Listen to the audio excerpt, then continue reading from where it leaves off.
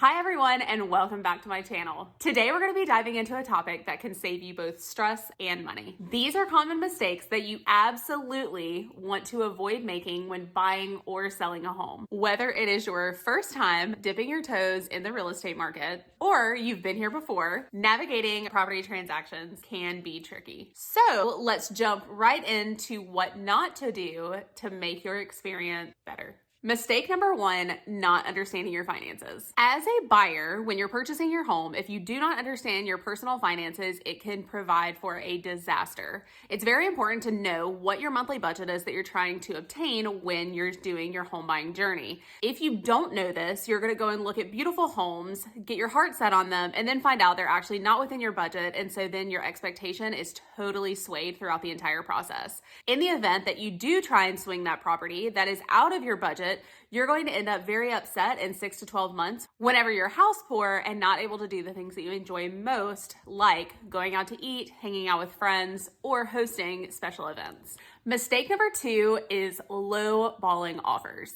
Everyone wants a good deal, trust me. However, oftentimes homes are priced according to the market and what the market shows they should be priced at. So while everybody wants a good deal, if you really love a home, it's probably not in your best interest to offer $10,000 to $15,000 under that home if it's just been put on the market or you're competing against other offers. If you want a home, you need to put your best foot forward and make sure that you're doing what you can and going off the advice of your agent and what they're telling you to do in the certain situation. Mistake number three is emotional buying. I can attest to this personally as a buyer in the past. Oftentimes you look at a home and you fall in love with it, and all of your rationality goes right out the window. When you're looking at a home, you need to make sure that you're thinking logically and not thinking with emotion, especially whenever you're adjusting your numbers. When the market is going crazy and you have multiple offers that you're competing against, oftentimes you can inch up and up and up in your budget, and eventually you're going to either A, outprice the neighborhood and the home and overpay for it, or B, you're going to go above your budget and no longer be able to afford that payment. Now, a few tips for our sellers. Mistake number one for sellers is overpricing the property at the very beginning. We all want the most money for our homes. I get it. And I want you to make the most money for your home. But you have to know that whenever you overprice your home at the very beginning, it leads to nothing but disaster. The home is going to sit longer, you're not going to get any offers, and people are going to start to wonder why the house is sitting the way that it is. What type of weird stamina is attached to that house that it's not selling? It could be that it needs updates, it doesn't look like the pictures show, when in reality, it's just overpriced. So make sure that you're listening to your real estate agent whenever you're getting ready to list your home and going at fair market value in order to get the best money for your investment. Mistake number two is not properly preparing your home for sale. In the market, whenever homes were flying, it was very easy to put your home on the market and just know, hey, it's going to sell, everything will be okay. Fortunately, we are still in a seller's market, but there's a little more that sellers have to do to actually make sure that they're going to get the most money for their home. So what does this mean? It means that you need to make sure that you're cleaning your home, you're decluttering, and you're doing the repairs needed for it to show the absolute best. So if you have a little bit of baseboard that needs to be replaced, or you have something that's been damaged, it's really important to go ahead and have that stuff done before you put it on the market. Not only is it going to show better, but it's going to feel better to buyers as they walk through it.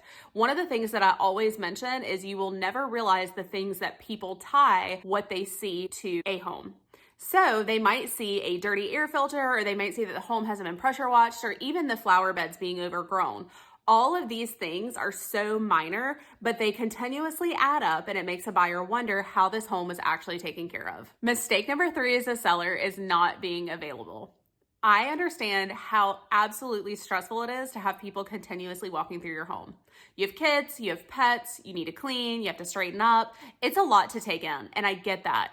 But the more people that you have in your home and the more eyes that you have on it, the better luck you're going to have in selling it. It is all a numbers game, and you have to remember that. So even though it takes a lot and it can be very stressful and sometimes it can be really short notice, you really need to make sure that you are getting as many people through that door as possible. So if you've just cooked dinner or you're in the middle of cooking dinner and you get a showing request, I always tell my clients, let me know. Say, hey, I'm in the middle of cooking dinner. Can they come in 30 minutes instead of 15? Or, hey, I'm in the middle of cooking dinner. I'm more than happy to step out, but there is going to be dinner on the stove.